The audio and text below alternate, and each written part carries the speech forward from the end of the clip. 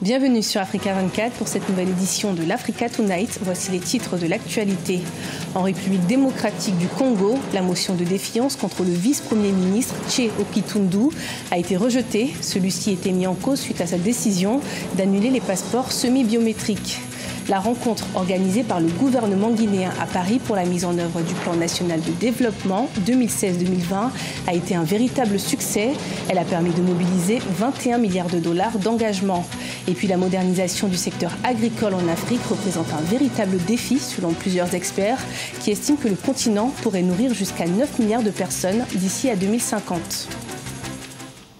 Mais tout d'abord, dans l'actualité, au Zimbabwe, grande mobilisation de la population dans les rues de Harare ce samedi 18 novembre. Plusieurs milliers de Zimbabwéens qui ont répondu à l'appel des vétérans de la lutte pour l'indépendance. Ces derniers demandent la démission du président Robert Mugabe. La marche a été encadrée par l'armée qui contrôle le pays depuis le 15 novembre. En République démocratique du Congo, la motion de défiance contre le vice-premier ministre Tché Okitundu a été rejetée. Celle-ci a été mise en cause par l'opposition suite à sa décision d'annuler en septembre dernier la mise en place des passeports semi-biométriques. Reportage de notre correspondant en République démocratique du Congo, Jacques Amboka, commenté par Marcel Farba-Maroun. Il n'a pas été déchu, comme le souhaitait l'opposition congolaise au Parlement. Léonard Tché Okitundu, vice-premier ministre en charge des affaires étrangères et à la coopération régionale, a donc échappé à la motion de censure présentée par les députés de l'opposition à la Chambre basse ce vendredi 17 novembre 2017 à Kinshasa. Alors que le décor était déjà planté pour un vote de défiance, le soutien de la majorité présidentielle s'est manifesté par une motion incidentielle qui a court-circuité la démarche de l'opposition. Normalement, la question d'aujourd'hui, il n'y a pas question de majorité et d'opposition. Parce que nous sommes tous derrière l'intérêt de notre peuple, qui n'a pas un passeport, qui ne se promène pas, qui n'a pas d'enfants à l'étranger. Moi, personnellement, les passeports m'intéressent au plus haut titre. Et nous tous, nous avons cet intérêt-là. Mais du moment où nous avons demandé qu'ils puissent revoir certaines choses et qu'on a revues, je pense qu'il y a moyen de comprendre qu'on puisse aller de l'avant plutôt que de traîner encore. La motion de censure adressée au numéro 2 du gouvernement congolais était consécutive à la mesure d'annulation des passeports semi-biométriques décrétée par le ministère des Affaires étrangères en septembre 2017. Par cette mesure, les passeports semi-biométriques en cours de validité ou non sont remplacés par les passeports biométriques. Une mesure qualifiée d'escroquerie par l'opposition. Je rappelle ici que le rôle de l'Assemblée nationale, la mission de l'Assemblée nationale est double. Il y a le vote des lois et le contrôle du gouvernement, contrôle des services publics. La contribution de notre président de l'Assemblée nationale, c'est de faire en sorte qu'il n'y ait pas le vrai contrôle parlementaire. Je vous lis en initiant cette motion pour que la lumière soit faite, pour que la responsabilité soit établie. Et la majorité au pouvoir, elle est là pour accompagner l'enrichissement de certains individus, la mafia. L'applicabilité du contrôle parlementaire et les sanctions par les élus sont mises à mal, estiment les députés de l'opposition. Notons par ailleurs qu'aucune initiative de défiance n'a abouti au Parlement congolais durant cette législature. Le pouvoir en place, majoritaire à la Chambre basse, ne pouvait pas, dans le contexte actuel, destituer un élément clé du gouvernement et surtout par une initiative de l'opposition, pensent les observateurs.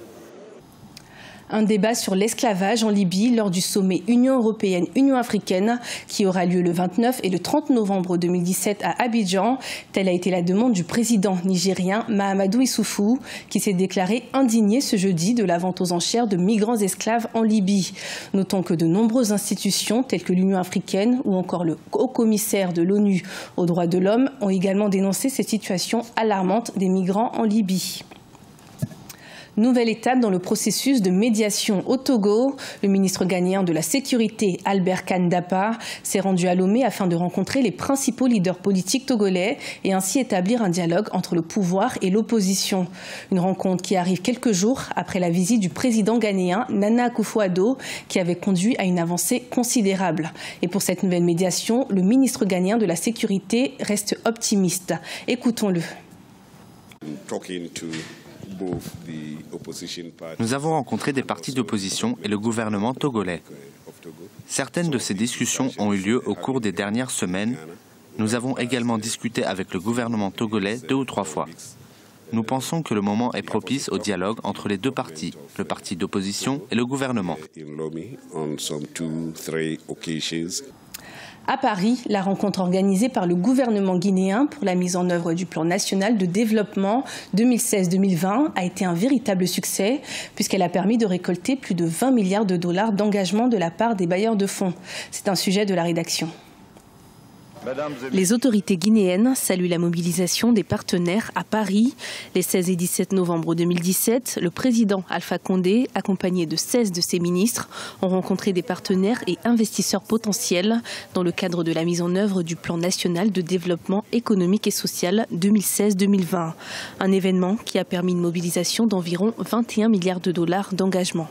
Je pense que le peuple de Guinée peut être fier de la tenue de ce groupe consultatif, car les résultats que nous avons obtenus sont largement au-dessus de nos espoirs, ce qui est une grande marque de confiance aujourd'hui de nos partenaires sur la capacité du gouvernement de mener à bon port son programme. Le pays avait en effet identifié 53 projets dans les domaines de l'agriculture, de l'énergie, des mines, de l'éducation et des infrastructures. En marge de cette rencontre avec les partenaires, les autorités guinéennes ont également signé des accords de financement. Il s'agit notamment de la signature avec la Banque islamique de développement de 2 conventions de financement à hauteur de 69 millions de dollars. Les partenaires ont unanimement apprécié la qualité de l'organisation de la réunion et des documents présentés et se sont félicités des nouvelles perspectives du développement économique et social qui s'ouvrent pour la Guinée. Les partenaires ont souligné par ailleurs les défis majeurs que le gouvernement doit relever, à savoir le renforcement de la gouvernance et de l'état de droit, le renforcement des capacités de l'administration publique, la poursuite de l'amélioration du climat des affaires. Tablé sur 4 ans, le plan national de développement économique et social de la Guinée est axé sur 4 points. La bonne gouvernance, la sécurité alimentaire, le développement du capital humain et enfin la gestion durable des ressources minières. Au Salon international de l'agriculture et des ressources animales qui se déroule sur 10 jours en Côte d'Ivoire, la modernisation du secteur est au cœur des échanges. Alors que l'Afrique détient 65% des terres arables du monde, les experts estiment que la modernisation permettra au continent de nourrir 9 milliards de personnes dans le monde d'ici à 2050. Reportage de notre correspondant Olive Adjacotan. La transformation de l'agriculture africaine pour lui donner un visage moderne, c'est la principale réflexion menée à Abidjan par ce panel composé d'éminentes personnalités dont Akinwumi Adesina, président de la Banque africaine de développement. Il profite de l'édition 2017 du Salon international de l'agriculture et des ressources animales pour insister sur l'appui financier de 24 milliards de dollars que son institution compte consacrer au développement du secteur agricole africain sur 10 ans. Ce que l'Afrique fait avec l'agriculture aujourd'hui, c'est ça qui va déterminer l'avenir de la nourriture dans le monde. Donc pour moi, il faut moderniser l'agriculture. Il faut le transformer de ce qu'on fait comme une coutume, comme une business.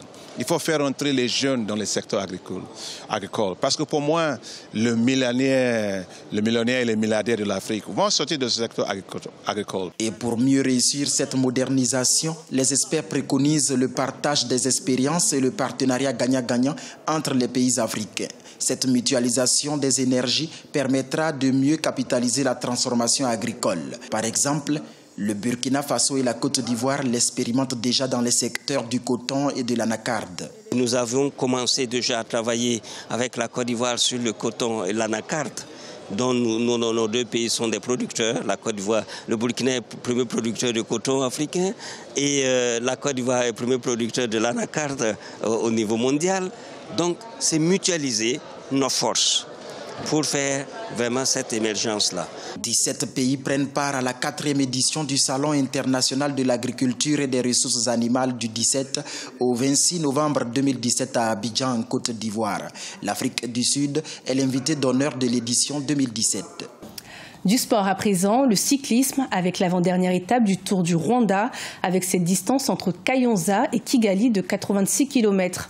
Une course où la difficulté se trouvait dans l'ascension du mur pavé, un mur déjà légendaire que les coureurs redoutent et qui fait pas mal de dégâts depuis 3 ans. L'étape a été relevée par le maillot jaune Joseph Areruya qui réussit ainsi à conserver sa place de leader à l'arrivée de cette 6e étape remportée par son coéquipier Metkel Eyob. Ce journal a été préparé par l'ensemble de la rédaction. Merci de nous avoir suivis. Retrouvez dans un instant une nouvelle édition de l'information sur Africa 24.